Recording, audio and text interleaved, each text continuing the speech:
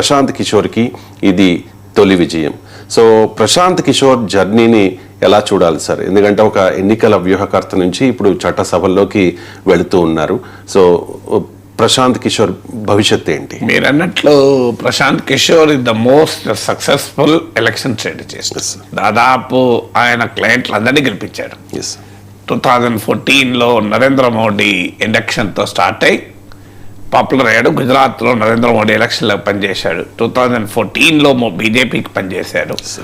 ఆ తర్వాత నితీష్ కుమార్ బీహార్లో, పంజాబ్లో కెప్టెన్ అమరేందర్ సింగ్, ఢిల్లీలో అరవింద్ కేజ్రీవాల్, బెంగాల్లో మమతా బెనర్జీ, తమిళనాడులో డిఎంకే స్టాలిన్, ఆంధ్రప్రదేశ్లో వైఎస్ జగన్మోహన్ రెడ్డికి, ఈవెన్ తాజా ఎన్నికల్లో 2024లో కూడా పూర్తి స్థాయిలో కాకపోయినా టీడీపీకి కూడా అడ్వైజర్గా వ్యవహరించారు చివరి నిమిషంలో. సో ఇలా ప్రశాంత్ కిషోర్ యూపీలో ఒకసారి కాంగ్రెస్కు చేసి అక్కడ మాత్రమే ఫెయిల్ అయ్యారు. ఇక మిగతా అన్నీ కూడా సక్సెస్. అయితే చాలామంది క్వశ్చన్ ఏం వేశారంటే ఇతరులను గెలిపించడం వేరు, తాను గెలవడం వేరు అని ఓ క్వశ్చన్ ప్రశాంత్ కిషోర్ పైన ఉండేది. వాస్తవంగా అది ప్రశాంత్ కిషోర్ కూడా అనేక సార్లు చెప్పాడు. నేను గెలిపించను, వాళ్ళు గెలుస్తారు. నేనిచ్చే సలహాలు, మేమిచ్చే ఫీడ్బ్యాక్ను ఆ పార్టీ యంత్రాంగం దాన్ని అమలు చేయలేకపోతే మేము కూడా ఏం చేయలేము. అందువల్ల ఈ గెలుపు మాది కాదు, గెలుపు ఆ రాజకీయ పార్టీదే, ఆ నాయకుడిదే అని కూడా చాలాసార్లు చెప్పారు. చెప్పినా కూడా ప్రశాంత్ కిషోర్ పైన ఈ విమర్శ తప్పలేదు. అంటే ఇతను ఎలక్షన్ స్ట్రాటజిక్గా పనికొస్తాడు తప్ప తన గెలుపుకు పనికిరాదు అని ఆ వాదన ఆయన పార్టీ పెట్టినప్పటి నుంచి ఉంది. 2025 బీహార్ అసెంబ్లీ ఎన్నికల్లో ఘోర పరాజయం తర్వాత చూడండి ఈ వాదన వ్యాలిడేట్ అయింది. ప్రశాంత్ కిషోర్ పని అయిపోయింది. ప్రశాంత్ కిషోర్ రాంగ్ డెసిషన్ తీసుకొని అనవసరంగా రాజకీయాల్లోకి వచ్చారు. అలాగే ఎలక్షన్ స్ట్రాటజిక్గా ఉండుంటే బాగుండేది. ఇలాంటి విశ్లేషణలు వచ్చాయి. ఎందుకంటే 2025 ఎలక్షన్స్లో మొత్తం 243 సీట్స్ ఉన్న బీహార్ అసెంబ్లీలో 238 సీట్స్లకు జన్సురాజ్ పార్టీ పోటీ చేసింది. ప్రశాంత్ కిషోర్ పర్సనల్గా పోటీ చేయలేదు.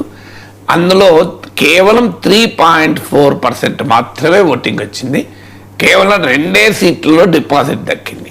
కానీ ఆ ఫలితాన్ని మరోవైపుగా చూస్తే కొత్తగా పెట్టిన పార్టీ, ఏ జనాకర్షణ కలిగిన సెలబ్రిటీ కాదు. ఇప్పుడు ఏదో చిరంజీవి లాగానో, పవన్ కళ్యాణ్ లాగానో, మీకు విజయ్ లాగానో, విజయకాంత్ లాగానో, ఈవెన్ కమల్ హాసన్ లాగానో, ఈ డజంట్ హ్యావ్ ఎనీ బ్యాక్గ్రౌండ్. మీకు అలాంటిది మీకు 3.4% ఓటింగ్ తెచ్చుకోవడం కూడా మామూలు విషయం కాదు. సో 3.4% ఓటింగ్ తెచ్చుకోవడమే కాకుండా ఒక 2 డజన్ సీట్స్లో అటు గెలిచిన ఓడిన అభ్యర్థి మధ్య ఉన్న తేడా కన్నా ఎక్కువ ఓట్లు వచ్చాయి. అంటే మార్జిన్ ఆఫ్ ద విక్టరీ కన్నా జన్సురాజ్ పార్టీకి ఎక్కువ ఓట్లు వచ్చాయంటే తాము గెలవలేదు కానీ ఎవరు గెలుస్తారన్న దాన్ని డిసైడ్ చేయగలిగింది జన్సురాజ్ పార్టీ అట్లీస్ట్ 2 డజన్ సీట్స్లో. ఈ బ్యాక్గ్రౌండ్ నుంచి ఇక ప్రశాంత్ కిషోర్ ఏం చేస్తాడో అనుకున్న సమయంలో ఈసారి వెరీ వెరీ రిస్కీ గ్యాంబిట్ తీసుకున్నాడు. చాలామంది ప్రశాంత్ కిషోర్ అన్నాడు ఎలక్షన్ల ముందు, సాధారణంగా ఎవరైనా అరంగేట్రం చేయాలనుకున్నప్పుడు సేఫ్ సీట్ తీసుకుంటాడు, కానీ నేను మోస్ట్ డిఫికల్ట్ సీట్ ఎంచుకున్నాను అన్నాడు. అది చాలా గొప్ప రిస్క్ నిజంగా చెప్పాలంటే, మామూలు విషయం కాదు. ఎందుకంటే ఈ బంకీపూర్ సీటు 3 దశాబ్దాలుగా బీజేపీకి కంచుకోట. Nitin Naveen party all India president రాజీనామా చేయడం వల్ల ఆయన రాజ్యసభకు పోతే ఆ సీటు ఖాళీ అయితే ఎన్నిక జరిగింది. లోయెస్ట్ మార్జిన్ ఫర్ బీజేపీ ఎంత అంటే 59% ఓటుకి వచ్చింది. మీకు 2020లో బీజేపీకి చరిత్రలో వచ్చిన అతి తక్కువ ఓట్లు ఎంత ఈ కాన్స్టిట్యున్సీలో అంటే 59%. Can imagine. అందులో మీకు లాస్ట్ టైము 52,936 ఓట్లతో నితిన్ నవీన్ గెలిచాడు. ఇదే సీట్లో ఆర్జేడీ పైన 52,936 ఓట్లతో గెలిచాడు. ఇక్కడ జన్సురాజ్ పార్టీకి వచ్చిన ఓట్లు బంకీపూర్లో 2025 అసెంబ్లీ ఎలక్షన్స్లో కేవలం 7,000 ఓట్లు మాత్రమే. కేవలం 7,717 ఓట్లు మాత్రమే. 7,000 డిటీలో ఓవర్ 7,000 ఓట్లు వచ్చినాయి. అలాంటి సీట్ ఎంచుకోవడం అంటే మామూలు విషయం కాదు. బీజేపీకి 52,000 52,000 మెజారిటీ వచ్చిన seat, Nitin Naveen seat, BJP chief minister ఉన్న సమయంలో ఒక బై ఎలక్షన్స్లో 7,000 ఓట్లు మాత్రమే, లాస్ట్ ఎలక్షన్లో 7,000 ఓట్లు వచ్చిన పార్టీ ఇలా 19,000 ఓట్ల మెజార్టీతో గెలవడం అంటే ఎంత రిస్క్ తీసుకున్నాడో దీన్ని బట్టి అర్థమవుతుంది. మూడవది ప్రశాంత్ కిషోర్ క్యాంపెయినింగ్ స్టైలు ఆయన ప్రత్యేకత ఏంటంటే పొలిటికల్ బ్రాండింగ్, తర్వాత టెక్నాలజీ, తర్వాత డేటా, వాలంటీర్ నెట్వర్క్, ఈ 4ని మేళవించి ప్రశాంత్ కిషోర్ ఎలక్షన్ స్ట్రాటజీ అంటే మీకు ఇప్పుడు పాపులర్ పొలిటికల్ బ్రాండింగ్ అయినటువంటి చాయ్ పర్ చర్చ, నరేంద్ర మోడీ క్యాంపెయిన్ కూడా రచయిత ప్రశాంత్ కిషోరే. 2014లో చాయ్ పర్ చర్చ. అలాగే మీకు అదే స్ట్రాటజీని ఇక్కడ కూడా అనుసరించాడు. ఇక్కడ కూడా అడ్డాపై చర్చ అని, తర్వాత మీకు చాయ్ పర్ చర్చ అని, టిఫిన్ పై చర్చ అని, ఇలా తన బంకీపూర్లో కూడా ఆ స్ట్రాటజీస్ అన్ని తాను క్లయింట్లకు ఇచ్చిన అడ్వైజర్స్ అన్ని ఇక్కడ ఇంప్లిమెంట్ చేశాడు. మీకు పాదయాత్ర చేశాడు కాన్స్టిట్యున్సీ మొత్తాన్ని. ఇప్పుడు చాయ్ పర్ చర్చనే కాదు, నితీష్ కుమార్ ఫిర్ ఎక్ బార్ నితీష్ కుమార్ అనే క్యాంపెయిన్, దీదీ కా బోలో క్యాంపెయిన్, ఇలాంటి చాలా క్యాంపెయిన్స్కు డిజైన్ చేసింది ప్రశాంత్ కిషోరే. సో అందువల్ల ప్రశాంత్ కిషోర్ ఉన్నటువంటి ఆ డేటా, ఆ కాన్స్టిట్యున్సీ మైక్రో మేనేజ్మెంట్ స్ట్రాటజీస్ కూడా ఇక్కడ అన్నీ ఇంప్లిమెంట్ చేశాడు. ఇప్పుడు ఉదాహరణకు బంకీపూరే ఉంది. ప్రశాంత్ కిషోర్ మైక్రో ఎనాలిసిస్ ఏం చేశాడంటే, ఇది అప్పర్ కాస్ట్ డామినేటెడ్ సీట్. ఇప్పుడు 3 అభ్యర్థులు కూడా అప్పర్ కాస్ట్లే. మీకు మీకు బీజేపీ అభ్యర్థి ఇది కాయస్థా, మొదటి నుంచి ఇది కాయస్థాల సీట్. అది ఈవెన్ నితిన్ నబీన్ కూడా కాయస్థా. సో ఇక ఆర్జేడీ అభ్యర్థి వైశ్య రేఖా గుప్తా, ప్రశాంత్ కిషోర్ బ్రాహ్మణ్. ఎందుకు కులాలు లెక్కలు వేయాలంటే బీహార్లో ఉండేది అవే లెక్కలు కనుక. సో ఆ కాన్స్టిట్యున్సీలో చాలా మైక్రో ఎనాలిసిస్ చేశారు. అప్పర్ కాస్ట్ డామినేటెడ్ సీటు, బీజేపీకి బలమైన సీటు, కానీ బీజేపీకి ఫాలోయింగ్గా ఉన్న అప్పర్ కాస్ట్లో అసంతృప్తి ఉంది. దాన్ని కరెక్ట్గా అంచనా వేయగలిగాడు. సామ్రాట్ చౌదరి ముఖ్యమంత్రి పైన ఇంకా విశ్వాసం రాలేదు, పార్టీలో కూడా వ్యతిరేకత ఉంది. బీజేపీ విధానాల వల్ల అప్పర్ కాస్ట్లు ఏలియనేట్ అవుతున్న పరిస్థితిని బీజేపీ కోర్ ఓటరు ఏలియనేట్ అవుతున్నది గమనించాడు. సరిగ్గా జెన్జీ ఉద్యమాన్ని కూడా సమర్థవంతంగా ఇంటగ్రేట్ చేసుకోగలిగాడు. ఎందుకంటే ఇక్కడ చాలా విద్యా సంస్థల కాన్స్టిట్యున్సీ, పాట్నా యూనివర్సిటీ కూడా బంకీపూర్ అసెంబ్లీ సెగ్మెంట్లో ఉంటుంది. అనేక కోచింగ్ సెంటర్స్, కాలేజెస్ ఉన్న సీటు. అందువల్ల తన మైక్రో ఎనాలిసిస్ కాన్స్టిట్యున్సీ వైజ్గా ఉండేటువంటి డిఫరెంట్ ఫ్యాక్టర్స్ని స్టడీ చేయడము, క్యాంపెయిన్ స్టైల్స్, వీటన్నిటిని కూడా ప్రశాంత్ కిషోర్ దాంట్లో ప్రవేశపెట్టగలిగాడు. అందువల్ల ఇట్స్ ఏ ఎలక్షన్ స్ట్రాటజిస్ట్. ఎలక్షన్లో గెలవడు అన్న నానుడిని దెబ్బతీసి ఏ రకమైన సెలబ్రిటీ కాకపోయినా ఒక రిమార్కబుల్ అచీవ్మెంట్, అది కూడా తన అత్యంత సురక్షితమైన సీటు బీజేపీకి, తన ప్రత్యర్థులకు సురక్షితమైన సీట్లో పోటీ చేసి గెలిచాడు. ఇక ఫ్యూచర్, పొలిటికల్ ఫ్యూచర్ అంటారా, డెఫినెట్గా స్ట్రెంత్ రీత్యా ఆర్జేడీ ప్రధాన ప్రతిపక్షం కావచ్చు, మహాగఠబంధన్ ప్రధాన ప్రతిపక్షం కావచ్చు, కానీ ఖచ్చితంగా రేపటి నుంచి బీహార్ రాజకీయాలలో Prashant Kishor will be a focal point. అంటే భవిష్యత్తు బీహార్ అంటే 2030 నాటికి బీహార్లో మీకు తేజస్వి యాదవ్, బీజేపీ నుంచి సామ్రాట్ చౌదరి ఉంటారా, ఇంకెవరు ఉంటారో తెలియదు, మీకు లాలూ యాదవ్, నితీష్ కుమార్లు ఎలా అయిపోయింది కనుక ప్రశాంత్ కిషోర్ వర్సెస్ తేజస్వి యాదవ్, ప్రశాంత్ కిషోర్ వర్సెస్ సామ్రాట్ చౌదరి అనేటువంటి యొక్క లీడర్షిప్ ప్రొజెక్షన్ అనేది బీహార్ ముందుకు వెళ్తుంది. అందువల్ల ఇట్స్ ఏ మ్యాసివ్ ఇంపాక్ట్ ఉంటాడు. ఎందుకంటే media, social media, high profile ఉన్నటువంటి వ్యక్తి, విద్యావంతుడు తేజస్వి యాదవ్ 10th క్లాస్లో చదువుకున్నట్టున్నాడు లేడు. సో మీకు అలాంటిది హైలీ క్వాలిఫైడ్, మీకు బీహార్ అసెంబ్లీలో ఒక స్టార్ అట్రాక్షన్గా మారిపోతాడు. ఒక్కడే ఉన్నా కూడా ఒక మేజర్ అపోజిషన్ వాయిస్గా కూడా మారిపోతాడు. అందువల్ల బీహార్ పాలిటిక్స్ గణనీయంగా ఇంపాక్ట్ చేస్తాడు. దేశ రాజకీయాలలో కూడా ప్రశాంత్ కిషోర్ విక్టరీ ఒక క్లియర్ సిగ్నల్ అయితే పంపిస్తుంది. ప్రొఫెసర్ గారు, ప్రశాంత్ కిషోర్ అనూహ్య విజయం ప్రజాస్వామ్యంలో ఎలాంటి సంకేతాన్ని ఇస్తోంది? ఈ గెలుపు ప్రాధాన్యత ఏంటి సార్? అంటే మనము ఎవరు గెలిచారు, ఎవరు ఓడారు అన్నది అంత సిగ్నిఫికెంట్ కాదు మీకు నాకు రవిశంకర్. Yes, sir. మనకేంటి, ఎవరు గెలిస్తే మనకేంటి, వీఆర్ నాట్ బాదర్డ్. కానీ అల్టిమేట్ గా మీరు అడిగినట్లు డెమోక్రటిక్ పాలిటిక్స్ కు అది కంట్రిబ్యూట్ చేయాలి. అల్టిమేట్ గా మనకు we are not bothered who wins who loses. రేపు మనకేమి ఎవరు గెలిచినా ఎవరు ఓడినా మీకు వచ్చే పదవి లేదు, నాకు వచ్చే పదవి లేదు. కానీ మనం ఇక్కడ కూర్చొని ఎందుకు మాట్లాడుకుంటామంటే సమాజానికి ఇది ఏ రకమైన బెనిఫిట్ ఇస్తుంది అని.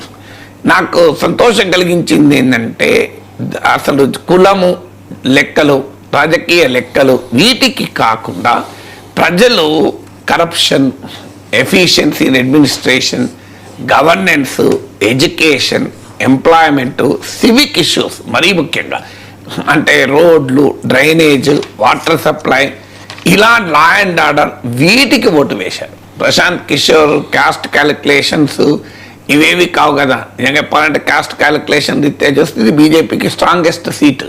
ఎందుకంటే కాయస్థాస్ ఈ కాన్స్టిట్యున్సీలో టోటల్ ఓటర్స్లో 14%. కాయస్థాస్ ఇది లాయల్ ఓట్ బేస్.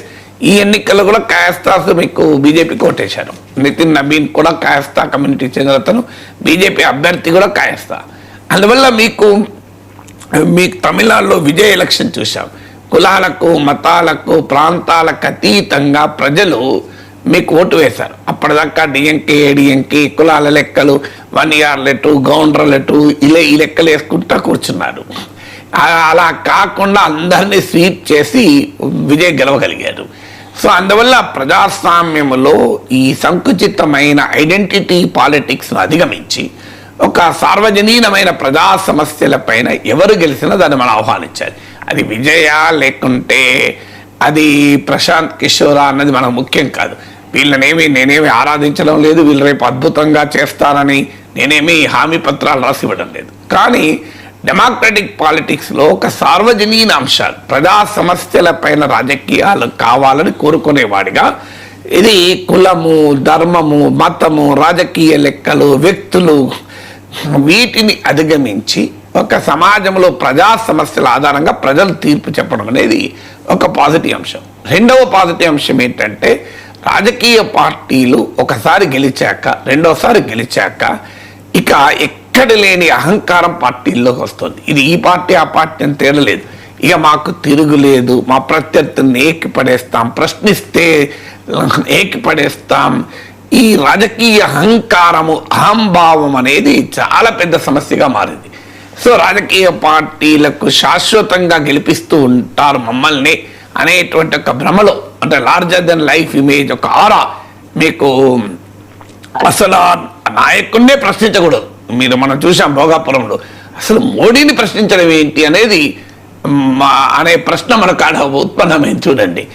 కానీ ప్రజాస్వామ్యంలో ఏ నాయకుడు కూడా మీకు సర్వకాల సర్వావస్థల యందు సర్వశక్తివంతుడుగా ఉండడు.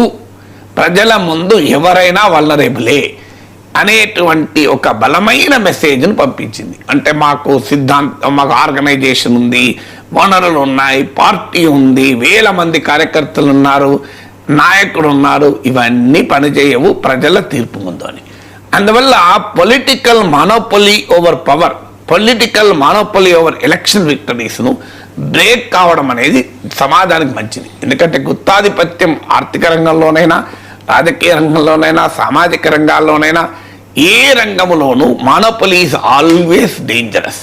సో పాలిటిక్స్లో మానోపొలీ కూడా ప్రమాదకరం. అందువల్ల పాలిటిక్స్లో మానోపొలీని దెబ్బకొట్టింది. మూడవది పోలరైజేషన్, అంటే రాజకీయాలంటే సాంప్రదాయంగా ఉన్న రెండు పార్టీల మధ్య, తమిళనాడులో ఏడీఎంకే డిఎంకేల మధ్య, బీహార్లో మహాగఠబంధన్ ఎన్డీఏల మధ్య, ఆంధ్రప్రదేశ్లో టీడీపీ వైసీపీల మధ్య, ఇలా రాజకీయాలంటే కేవలం ఆ రెండు పార్టీలు, రెండు కూటముల మధ్య, ఇక వేరే వారికి అవకాశం కూడా ఉండదు అనే రీతిలో రాజకీయాలు నడుస్తుంటే ఇద్దరిని మడతబెట్టి గెలవడం అనేది ప్రశాంత్ కిషోర్ బీహార్లో చేశారు, తమిళనాడులో విజయ్ చేశారు. అంటే there is always a space for third player, there is always a space for fourth player. ప్రజలకు చాయిస్ ఉంటుంది, ప్రజలకి బైనరీ పాలిటిక్స్ అవసరం లేదు, ప్రజలకు బైనరీ పాలిటిక్స్ నుంచి విముక్తి దొరుకుతుంది అనేది ఒక బలమైన సంకేతాన్ని ఇవ్వడం అనేది ఇంకొక ఆసక్తికరమైన అంశం. సో మీకు ప్రజలు ఏ అంశాల ఆధారంగా తీర్పు చెప్పారు అనేది ఒక అంశం అయితే, రాజకీయ ప్రక్రియలోనే మార్పు సాధ్యమవుతుంది. రెండు బలమైన కూటములు, రెండు బలమైన పార్టీలను ఛేదించుకొని మీకు మూడవ శక్తి కూడా ఎదగగలుగుతుంది, ప్రజలకు మల్టిపుల్ చాయిసెస్ ఇస్తుంది అనేది. ఎందుకంటే డెమోక్రసీ అంటేనే ప్లూరాలిటీ ఆఫ్ చాయిసెస్, ప్రజాస్వామ్యం అంటేనే ప్లూరాలిటీ ఆఫ్ చాయిసెస్. ఇక మరో ముఖ్యమైన అంశం ఏంటంటే సివిల్ సొసైటీ యాక్టివిజం రాజకీయపరమైనటువంటి ప్రభావాలను కూడా చూపుతుంది. ఎవరు అవునన్నా కాదన్నా జెన్జీ ఉద్యమము, నీట్ పరీక్ష లీక్ నుంచి మొదలుకొని బీహార్లో యువకుని పైన ఎక్కుపెట్టిన AK-47 వరకు దీని ఇంపాక్ట్, దీని ఇమేజెస్ ప్రజలందరికీ చేరాయి కదా మీకు. అంటే ప్రజా ఉద్యమాలు, ప్రజా పోరాటాలు, ప్రజా సమీకరణ, ప్రజా సమస్యల పైన ప్రజలు కదిలితే అది బలమైన రాజకీయ శక్తులను కూడా ప్రభావితం చేస్తుంది అని. The ability of the people's movement, ability of the civic movements to impact elections, to impact politics అనేది సమాజానికి చాలా మంచిది. అంటే ప్రజాస్వామ్యంలో ఉండే చెక్స్ అండ్ బ్యాలెన్సెస్ అది. ఆ చెక్స్ అండ్ బ్యాలెన్సెస్లో ప్రజా ఉద్యమాలు ఎన్నికలపైన, రాజకీయాలపైన ప్రభావితం చేస్తుంటే అధికారంలో ఉన్నవారు కాస్తంతైనా ప్రజలకు జవాబుదారీగా ఉంటారు. సో అందుకు ఈ ప్రశాంత్ కిషోర్ గెలుపును మనం స్వాగతించాలి, ఆస్వాదించాలి. ప్రొఫెసర్ గారు